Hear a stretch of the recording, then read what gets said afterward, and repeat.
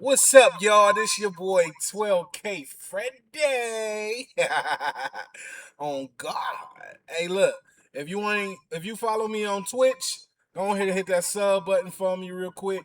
Hey, let people know, you know what I'm saying? I'm out here. I'm trying to get this hustle on too. You feel me? If you on YouTube, my YouTube is 12KFREDDIE.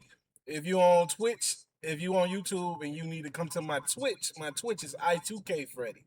But as y'all see, we about to react to a story time, and it's really devastating. You know what I mean? Because it's a lot of stuff going on out here, man. Make sure y'all kids and everything is good.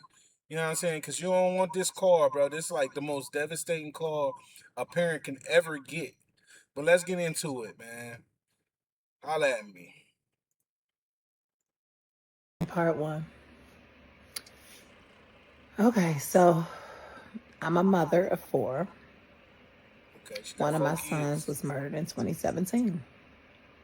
So I'm going to tell you about the time when I went through the worst pain a parent could ever experience. March 12th, 2017, my son Stormy, he left home and said he'll be back, him and two friends. Before he walked out the door, he looked at me. I'll never forget. He grabbed the door handle, looked over at me. He said, I'll be back, Mama. He had a little smirk on his face. Then he looked over at his dad. He said, what's up, Pops? And their dad said, what's up, Junior? So he proceeded to leave the house. And so from what I remember, or what I was told, they were supposed to go paintball shooting. Him, the rest of my boys, and some friends. But I'm guessing my son made a small errand before they went. And he was never seen again, him and his two friends, until the next day when we found all three of their bodies in a car. So by 5 p.m., I got a text from him that same day asking what was I making for dinner. Bro, I'm still I picking said, up my tacos. He said, okay, cool. I can't wait. Hold on, y'all. So I'm like, okay, all my kids are safe, cool. I can go ahead and go out. I think I went out somewhere, hang out with some people. Then I went by my mom's house. And I remember texting him about 9 o'clock, just saying, hey, what time are you coming in the house? He was 19 years old at the time. I didn't get a reply, so I'm like, okay, well, maybe he stayed over his girlfriend's house this time, you know. So I went home, you know, went to sleep or whatever. Still no sign of him. Didn't think anything of it. So the next morning, I received a text message from his girlfriend at the time. And she said, hey, Ma, I've been looking for Stormy all night. I haven't heard from him, haven't seen him. Have you seen him? I instantly jumped up like, wait, he's not with you? She was like, no. So I want to ask my other two boys, I said, where's your brother? You guys haven't seen him or heard from him? And they was just like, no, Ma, we haven't. And we didn't say anything to you because we didn't want you to get worried. So I'm upset because I'm just like, you know, why didn't you tell me? I could have been out looking for my kid last night or whatever, you know. It's okay, cool. Made a couple calls to the police stations, no word, you know.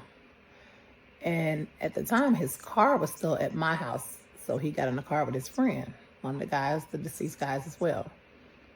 And so I just sat in my room for a little bit and just said, maybe we'll hear from him. And, you know, made a couple of more calls to other friends. Nobody's seen him and everything. So as I'm scrolling down on Facebook and I'm just looking at Facebook and I see Chicago Tribune and it says 3 bodies found in a car on 86th and Troop. My stomach started hurting. I couldn't breathe and I got really nervous. So as I'm reading it, my youngest son, he was downstairs and I heard him holler, Ma, we need to leave. And I said, you saw Facebook? He said, yeah. I said, me too. Let's go. So we're going down 87th Street. And I don't know, I felt something in my gut just made me feel, I felt a void. Like something, I just felt like he wasn't here anymore, you know. So I looked at my youngest son. I was just like, hey, I said, I think something bad has happened to your brother. And he just started panicking. He was like, no, mama, don't say that. Please don't say that. And I just said, hey, we just got to brace ourselves for this. And let's just hope that he's alive still. So he just started panicking like, no, don't say that. Don't say that. And I'm just like, hey, I think something happened. So we get to 86 and Troop, where they found all 3 bodies. That first person I see was Father Flaker. He was there on the scene. All these people were, the news and everything. And I was never contacted. I found this out on social media. So maybe they didn't know who I was or anything. He didn't have a wallet or anything on him. I guess it was taken off of him.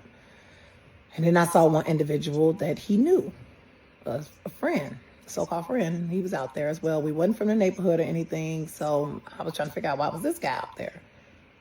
So come to find out, the guy said his grandma stayed down the street. He saw the news and he just walked up. Okay, fine. So get out there talking to the detectives, and I'm just like, hey, is my son in there? And he was just like, what does your son look like? So I described him, 6'5", light-skinned. He said, yeah, he's the one in the front seat. And I said, is he dead? He said, yeah, all 3 are. I instantly lost it. I lost my fucking mind.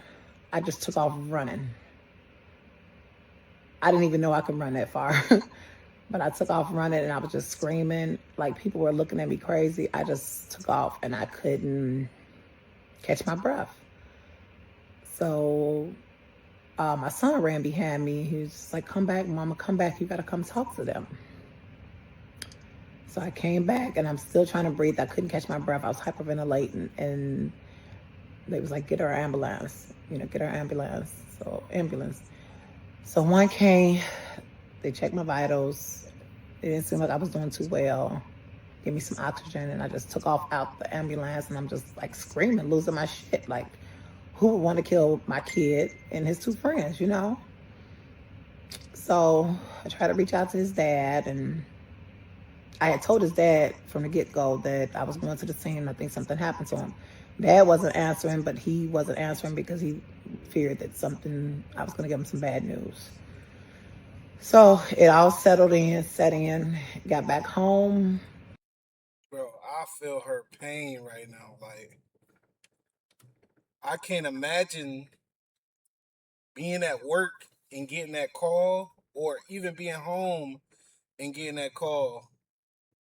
That, you know what I'm saying? Like, whew, that's deep, bro. Y'all gotta watch out, bro. Like, make sure y'all kids hang around a certain group, bro. Like, hang around a group of positivity. Like, hang around somewhere where he gonna be safe. Even though it ain't nowhere safe in this world now. Because got a bunch of idiots out here just doing stupid shit. You feel me? But look, make sure y'all kids is guarded, bro. Tell them y'all love them every time they leave that door. I love you, son. I love you, daughter. You feel me? Even your significant other, I love you, because this the type of shit you do not. This shit hurt, bro. Let's get back to it. The whole family's there. Everybody just losing their shit. I'm just asking questions like, what happened? Who was he with? I'm hearing all these different things about people that he possibly was with, and different things like that. And it's just like a bunch of stories, and it's just like, to this day, it's still unsolved because nobody really knows who he was with. Nobody knows. And it's just like, I don't understand from the individuals, like, how would you take 3 people's lives? Like, what kind of person are you to murder 3 people? 3 of them. 3 boys. News kept showing up to my house every time I would leave out, come back there in front of the house. They was like, we read that they were good boys. Like, they were. They were average teenage boys that hung out, smoked weed or whatever, but as many as people I saw at each one of their service, they couldn't have been hated that badly where somebody wanted to do this. Like, and then I was hearing things that the police may have did it because they sat in a car overnight. Their bodies did, behind this lady's particular garage. There was a garage there. Damn. And the lady said she kept calling the police saying, There's a car in front of my garage. Supposedly, the police came out and put a ticket on the car. My thing is, why didn't y'all check the car? The door was open, you would have found a body in there. And from what I read in the report, the one in the truck, he was alive for quite a while. So if they had to check that car, we probably could have knew what happened. So supposedly the ticket disappeared. City of Chicago got rid of it. I guess they didn't want to be fault of it. They didn't want to be the blame of it. So they got rid of it. The ticket disappeared. And so, we went on and everybody had a service. My son requested not to be buried. 2 weeks before he was murdered, he said he did not want to be put in the ground because people didn't visit grave sites after so long. I did do a service without his body, but I also did a viewing that I did not attend. Dad did not attend. We did not want to see our child in the morgue. We didn't want to see. Imagine that though, gang. Like your kid 2 weeks before he died tell you, I don't want to be buried in the cemetery, mom. You know what I'm saying? I want to be cremated because people don't visit cemeteries no more. Like, y'all think, like, let me know in the comments, like, I don't know if y'all feel like, you know what I'm saying? If you're on Twitch right now, bro, let me know, bro. Like, do y'all think he felt as though his time was coming? You know, they say some people can feel it before it happened. Do y'all think his time was coming, bro? And he felt that? Like, let me know, bro. Tell me what y'all think in the comments, bro. Let's him in a get back to it. casket. So I asked my sister just to take one picture of him in a casket, and I said the day that I'm ready, I'll ask to see it. But I don't think a parent would ever be ready to see their child in a casket. Story time part 1. Damn. Okay. So look, Okay. moral of the story, bro. Like from my point of view, bro. From what I'm saying, not what she was saying, but what I'm saying is keep an eye out, bro. Y'all never know what's gonna happen. Keep that eye out because keep it close. Don't like keep it close to where you smothering your kid. But keep it close to where you know, like you know what I'm saying. Keep them locations on. You know what I'm saying. Make sure they check in with y'all.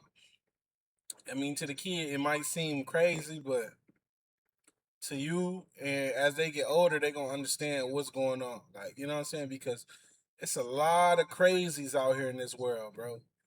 And where I'm from, Cleveland, Ohio, bro, it's definitely crazies in Cleveland. Like, you don't know what's gonna go down. So look. Let me know how y'all feel about this in the comments, bro. Like, comment, subscribe, share this. Tell me about it. You know what I'm saying? If you're on Twitch, go ahead and comment, follow, subscribe. Talk to me about this, bro, because this like a real problem in this world. And if you don't get a hold to it, it's the saddest thing you can go through. But anyways, go ahead. I'm a responding to all the comments on YouTube. So just let me know what's going on. But again, go follow my Twitch, I2KFREDDIE. Excuse me, bro. That sex on the beach got me going. Go follow my Twitch, I2KFREDDIE. And my YouTube, 12KFREDDIE. It might be 12KFREDDIE Reactz. Some people say they can't find 12KFREDDIE just alone, so try 12KFREDDIE Reactz. You should be able to pull it up. It's 12KFREDDIE Reactz. But yeah, let me know.